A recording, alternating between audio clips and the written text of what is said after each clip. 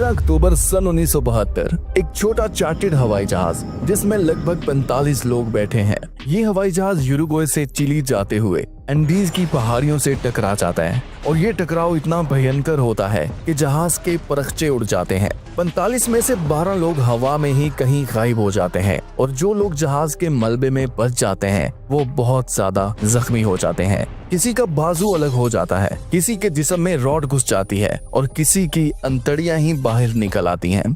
मगर हैरानी की बात अब भी ये थी कि ये सभी लोग अभी भी जिंदा थे, मगर ये सभी एक ऐसी अनजान जगह पर थे जहां इनके अलावा सैकड़ों किलोमीटर दूर दूर बर्फीले पहाड़ों के अलावा और कुछ भी नहीं था।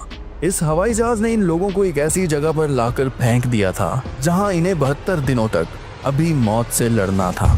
आस्ट्रो टीवी के एक और एपिसोड में आप सबका वेलकम। आपके प्यार का बहुत शुक्रिया। इस टकराव के फौरन बाद ही जहाज का बचा हुआ फ्यूल जहाज के चारों तरफ फैल जाता है, जिसमें जख्मी लोगों का ब्लड भी शामिल होता है। प्लेन में सब कुछ तहस महस हो जाता है। जहाज की सीटें प्लेन की बॉडी को फाड़कर बाहर निकल जाती हैं। प्लेन का कॉकपिट भी पूरी तरह से पिचक जाता है, जिसमें दोनों पायलट मौके पर ही मारे जाते हैं।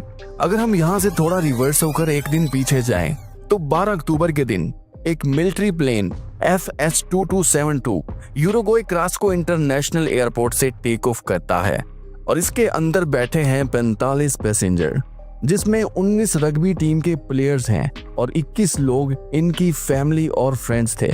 इसके अलावा 5 क्रू मेंबर्स और भी थे। असल में यूरुग्वे के अंदर ओल्ड क्रिश्चियन क्लब की एक रग्बी टीम थी जो उस वक्त की एक बहुत पावरफुल फुटबॉल टीम थी। ये हर साल यूरुग्वे से चिली के शहर सैंटियागो में मैच खेलने जाया करते थे और आज भी ये लोग सैंटियागो जा रहे थे इसी काम के लिए। ये उड़ान कुछ ज्यादा लंबी नहीं होनी थी। आमतौर पर यूरुग्वे से सैंटियागो जाने में सिर्फ 3 घंटे का ही वक्त लगता है, लेकिन रास्ते में आती हैं ऊंची एंडीज की पहाड़ियां और यही खूबसूरत पहाड़ियां इन पैसेंजर्स के लिए एक बहुत बड़ी मुसीबत बनकर खड़ी थीं। अभी सिर्फ 45 मिनट ही गुजरे थे कि इन पहाड़ियों में जबरदस्त तूफान आता है, जिस वजह से प्लेन रात भर के लिए अर्जेंटीना के मेंडोजा शहर में इमरजेंसी लैंड करवा दिया जाता है। अगले दिन 13 अक्टूबर को ये जहाज मेंडोजा एयरपोर्ट से दोबारा टेक ऑफ करता है और चिली जाने के लिए पायलट के मुताबिक आज का मौसम बिल्कुल साफ होता है। पूरे 1 घंटे तक ये सफर काफी अच्छा रहता है। अभी तक कोई दिक्कत नहीं थी, लेकिन यहाँ पहुंचकर जहाज का को पायलट एक बहुत बड़ी गलती कर देता है। ये सैंटियागो के एयर ट्रैफिक कंट्रोलर से कांटेक्ट करता है और कहता है, हम 10 मिनटों में चिली पहुंच रहे हैं, इसलिए हमारे प्लेन को लैंड करने की परमिशन दे दो। और एयर ट्रैफिक कंट्रोल में बैठा हुआ बंदा भी इसको अपना एल्टीट्यूड कम करके 10,000 फीट पर लाने की परमिशन दे देता है। 3:21 पर पायलट प्लेन का एल्टीट्यूड कम करने लगता है। ये प्लेन सैंटियागो के काफी करीब पहुंच चुका था, मगर किसी को नहीं पता था कि ये अभी भी इन पहाड़ियों के ऊपर ही उड़ रहा है। नीचे उतरते वक्त अचानक से प्लेन में बहुत तेज झटके लगते हैं। प्लेन बहुत तेजी से नीचे ऊपर की तरफ हिलने लगता है और इतने में ही प्लेन के सभी अलार्म बजने लगते हैं। प्लेन की लाइट्स भी ब्लिंक होना शुरू हो जाती हैं। किसी को कुछ भी समझ नहीं आता कि आखिर चल क्या रहा है। जैसे ही ये जहाज बादलों से बाहर निकलता है, पायलट सामने देखता है कि उनके प्लेन के बिल्कुल सामने एक बहुत बड़ी चट्टान उनके करीब आ रही है। हड़बड़ी में वो प्लेन की मैक्सिमम पावर लगा देते हैं एल्टीट्यूड गेन करने के लिए, मगर अफसोस की बात यह है कि अब बहुत देर हो जाती है। हवाई जहाज का पीछे का हिस्सा एक पहाड़ी से टकरा जाता है। पीछे की 4 सीटें पैसेंजर्स के साथ ही उड़कर कहीं गुम हो जाती हैं। उसके बाद एक और टकराव होता है जिसमें जहाज का लेफ्ट विंग भी टूट जाता है। कुछ और पैसेंजर्स जहाज के टूटे हुए पोर्शन से नीचे गिर जाते हैं। अब प्लेन का बचता है सिर्फ फ्रंट का हिस्सा और वो भी सीधा जमीन पर आकर टकराता है। जहाज का मलबा एंडीज की किसी अनजान पहाड़ी में 500 मीटर की हाइट पर बिखरा पड़ा था, मगर हैरानी की बात ये थी इस मलबे में 45 में से 33 लोग अभी भी जिंदा हैं। ये लोग इस भयंकर क्रैश को सरवाइव कर गए थे, लेकिन प्रॉब्लम ये थी कि सभी लोग बहुत घायल थे। इस क्रैश में 2 मेडिकल स्टूडेंट भी थे जिन्हें ज्यादा चोटें नहीं पहुंची थी। पहला था 19 साल का रॉबर्टो कनेसा और दूसरा 20 साल का गुस्तावो जर्बिनो। ये देखते हैं कि कई पैसेंजर्स ऐसे हैं जिन्हें बहुत ज्यादा चोटें लगी हैं, जो दर्द से बहुत ज्यादा चिल्ला रहे थे। इसलिए वो देखते हैं कि जहाज में कौन कौन जिंदा बचा है और कैसे वो घायल लोगों की मदद कर सकते हैं।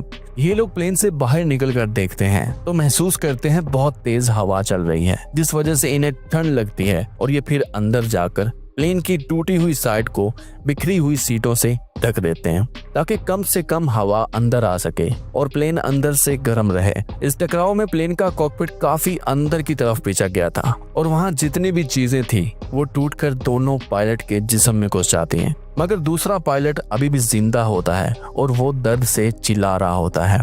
इस क्रैश के 30 मिनट बाद ही 4 हेलीकॉप्टर इस जहाज की खोज में निकलते हैं, मगर कुछ ही देर में शाम हो जाती है और इन्हें कुछ नहीं मिलता क्योंकि इनका प्लेन व्हाइट कलर का था और चारों तरफ व्हाइट पहाड़ियों के बीच व्हाइट स्नो के अंदर फंसा हुआ था, तो इसका मिलना बहुत ज्यादा मुश्किल था। मगर इन्हें अभी भी यही लगता था कि किसी तरह रात गुजारनी है, सुबह कोई प्लेन इन्हें ढूंढ ही लेगा। और अब चारों तरफ अंधेरा हो चुका था, तेज हवाएं प्लेन की बॉडी से टकरा रही थीं। 0 डिग्री टेम्परेचर था और ये लोग पूरी रात बैठकर इसके अंदर वाइन पीते हैं। 14 अक्टूबर का दिन शुरू होता है और प्लेन में जो सबसे ज्यादा घायल लोग थे उनमें से 5 लोगों की डेथ हो जाती है और अब पीछे सिर्फ 28 लोग बचते हैं। ये लोग प्लेन में जगह बनाने के लिए इन मरे हुए पैसेंजर्स की बॉडी को उठाकर बाहर रख देते हैं। उस दिन भी 11 हेलीकॉप्टर ठीक उसी जगह सर्च ऑपरेशन करते हैं जहां ये प्लेन क्रैश हुआ था, मगर मौसम खराब होने की वजह से क्रैश साइट को ढूंढ पाना बहुत मुश्किल हो रहा था। ये हेलीकॉप्टर सर्वाइवल के इतने करीब थे कि सर्वाइवल इन्हें नीचे से खड़े होकर देख पा रहे थे और उनकी आवाज भी सुन पा रहे थे, मगर गहरी बर्फ में दबे हुए इस जहाज के मलबे को ढूंढना बहुत ज्यादा मुश्किल हो रहा था। और ये दिन भी पूरी तरह से निकल जाता है और अब ये लोग थोड़ा सीरियस होते हैं क्योंकि इनकी आंखों के सामने एक एक करके इनके साथी मरते जा रहे थे। ये लोग जहाज में मौजूद सभी लड़कियों की लिपस्टिक इकट्ठा करते हैं और जहाज की छत पर SOS लिखना शुरू करते हैं ताकि किसी न किसी तरह वो हेलीकॉप्टर जो इन्हें ढूंढ रहे हैं उनकी नजर इन पर पड़ सके और किसी तरह ये बच सकें। मगर बदकिस्मती से ये सिर्फ आधा ऐसे ही लिख पाते हैं और लिपस्टिक खत्म हो जाती है और अब इन्हें लगता था कि शायद ये बहुत बड़ी मुसीबत में फंस चुके हैं। इसलिए कुछ लोग मिलकर एक प्लान बनाते हैं और प्लान में शामिल ये था कि कोई भी पैसेंजर अपना अपना खाना नहीं खाएगा, बल्कि जितना भी खाना बचा है जहाज में वो सभी पैसेंजर्स में बराबर तकसीम किया जाएगा। और अगर ऐसा नहीं होता तो बहुत दिक्कत हो सकती है।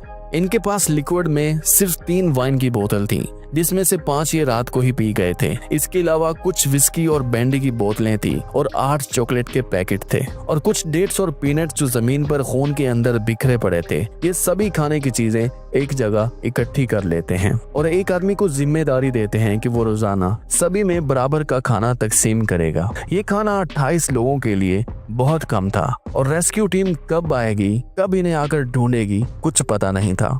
24 घंटों में इन्हें ये खाना एक ही बार दिया जाता था, जिसमें खाने के लिए चॉकलेट का एक छोटा सा टुकड़ा और पीने के लिए वाइन का बस एक ढक्कन। पीने के लिए इनके पास बहुत ज्यादा बर्फ थी, मगर इतने कम टेम्परेचर में इसको भी मेल्ट कर पाना बहुत ज्यादा मुश्किल था। जब भी किसी को प्यास लगती थी तो बर्फ को खाकर इनकी प्यास नहीं बुझती थी, बल्कि ये लोग इसको पानी बनाकर पीना चाहते थे। कुछ लोग मुंह के अंदर बर्फ को चबाकर मेल्ट करते थे और कुछ लोग बर्फ को बोतल में डालकर कई घंटों तक हिलाते थे, मगर ये तरीका इतना भी आसान नहीं था क्योंकि जहाज के मलबे के आसपास जितनी भी स्नो थी उसका पानी पीने लायक ही नहीं था, क्योंकि प्लेन से निकला हुआ फ्यूल और लोगों का ब्लड इसके चारों तरफ फैला हुआ था और कुछ लोग प्लेन के आसपास यूरिन वगैरह भी कर रहे थे। तो प्लेन के आसपास की जितनी भी स्नो थी वो सारी खराब हो चुकी थी। इस वजह से जिसको भी प्यास लगती थी वो बहुत दूर से स्नो लाता था और फिर इसे घंटों तक मेल्ट करके पीता था और इन सारी चीजों में बहुत ज्यादा एनर्जी कंज्यूम होती थी और ये लोग अपनी एनर्जी को बचा कर रखना चाहते थे।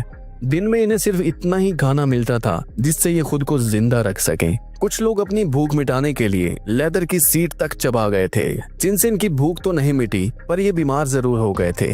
हालात बदतर से बदतर हो रहे थे और किसी को अपने बचने की कोई भी उम्मीद नजर नहीं आ रही थी। इन्हीं लोगों में एक टेक्निकल पर्सन भी था जो जहाज के कॉकपिट से रेडियो को निकालकर बैटरी के साथ कनेक्ट करने की कोशिश करता है ताकि वो किसी न किसी तरह जहाज के रेडियो को ठीक करके बाहर के लोगों से कम्युनिकेट कर सके और अपने लिए मदद मांग सके। उस टाइम पर यही एक ठीक रास्ता था जो सबको नजर आ रहा था। इस आदमी का नाम मार्सेलो था और ये किसी न किसी तरह कई दिनों के बाद रेडियो को ऑन करने में कामयाब हो जाता है, मगर दिक्कत ये थी कि ये रेडियो सिर्फ वन वे सिग्नल ही पकड़ रहा था। जहां पर सिग्नल आ तो रहे थे मगर इधर से कोई मैसेज नहीं जा पा रहा था।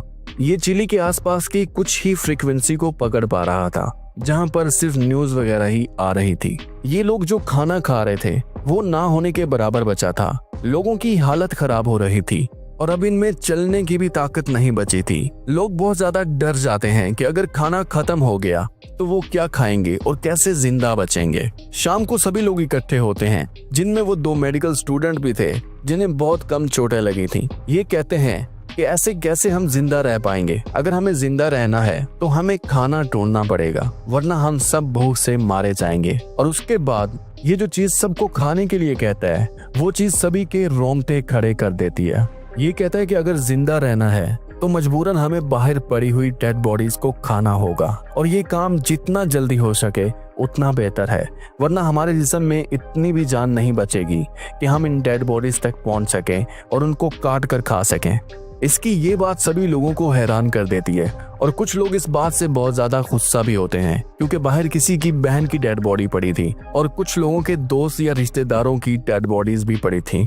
29 अक्टूबर क्रैश के 16 दिन बाद रात के वक्त इन लोगों को बाहर एक बहुत ही भयंकर आवाज सुनाई देती है। कुछ लोग जागते हैं और देखते हैं कि पहाड़ से एक बहुत बड़ा बर्फ का टुकड़ा खिसक कर इनके प्लेन से टकराता है और प्लेन के इस टुकड़े में पूरी तरह से बर्फ भर जाती है।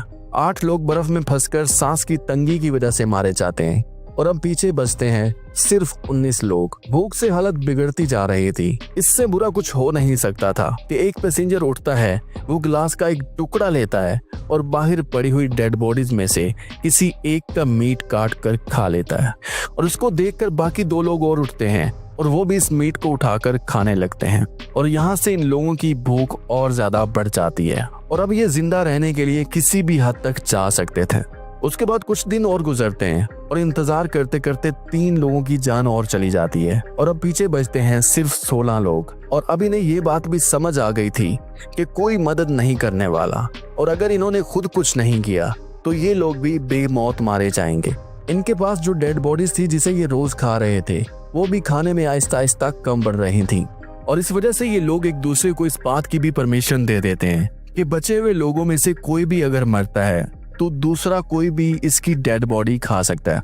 उसके बाद ये लोग डिसाइड करते हैं कि अगर इन्हें जिंदा रहना है तो इन्हें खुद ही कुछ ना कुछ करना होगा। यहाँ बैठकर मौत का इंतजार करने का कोई फायदा नहीं। अगर मरना ही है तो आखिरी दम तक कोशिश करके मरेंगे। 20 नवंबर को केनेसा और फर्नांडो एक डिटेल प्लान बनाते हैं।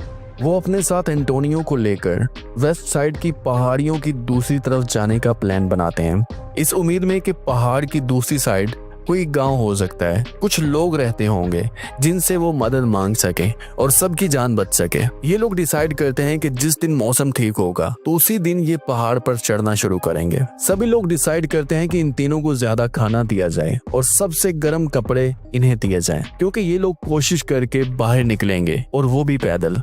ठंड से बचने के लिए इन्होंने प्लेन की सीटों को फाड़कर उसमें से रुई निकालकर जैकेट बना ली थी और जो मरे हुए लोग थे उनके कपड़े उतारकर डबल करके पहन लिए थे। फाइनली क्रैश के 61 दिन बाद डेट आती है 12 दिसंबर की, जिस दिन इन तीनों को इस मिशन के लिए निकलना था।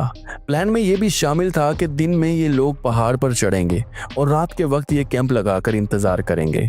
ये एक ऐसे पहाड़ पर चढ़ने वाले थे जहां पर एक्सट्रीम कोल्ड और हाई एल्टीट्यूड था। 3 दिन लगातार चलने के बाद इन्हें रियलाइज होता है कि जो खाना ये अपने साथ लेकर आए थे वो तीनों के लिए कम पड़ जाएगा।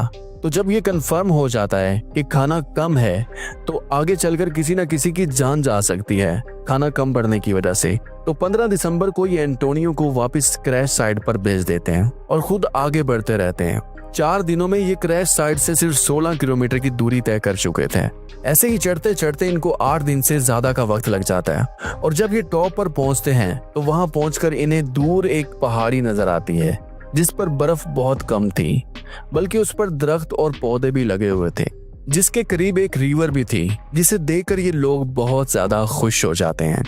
इन्हें अंदाजा हो गया था कि वहां इन्हें कोई आबादी वाला शहर मिल जाएगा जहां इन्हें खाने के लिए कुछ ना कुछ तो मिल ही जाएगा। किसी न किसी तरह इन्हें इस रिवर तक पहुंचना था, लेकिन आगे का रास्ता भी बहुत मुश्किल था। इस रिवर तक पहुंचते पहुंचते एक रात और गुजर जाती है और अगली सुबह इन्हें रिवर के पास कुछ गाय और जली हुई लकड़ियों के टुकड़े दिखाई देते हैं और इसका मतलब ये था कि आसपास ही यहाँ लोग रहते होंगे और इन्हें मदद जरूर मिल जाएगी। ये पास की बहती हुई रिवर से जी भरकर पानी पीते हैं और इसको क्रॉस करके दूसरी साइड पर जाना भी बहुत मुश्किल था। मगर थोड़ी देर बाद इन्हें रिवर की दूसरी साइड पर एक आदमी घोड़े पर बैठा नजर आता है। ये लोग अपनी पूरी ताकत से चिल्लाते हैं मगर इनकी आवाज दूसरी साइड पर सुनाई नहीं देती। कुछ देर घोड़े पर सवार आदमी आगे बढ़ता जाता है और अचानक उसकी नजर इन दोनों पर पड़ती है और वो इन्हें देखता है कि ये इसको देखकर चिल्ला रहे हैं। पहले तो वो काफी देर इनको सिर्फ देखता रहता है और फिर इन्हें कहता है टू मारो और ये कहकर वो आदमी दोबारा वापस चला जाता है। ये लोग रात भर नहीं सो पाते और उसका बेसब्री से इंतजार करते हैं।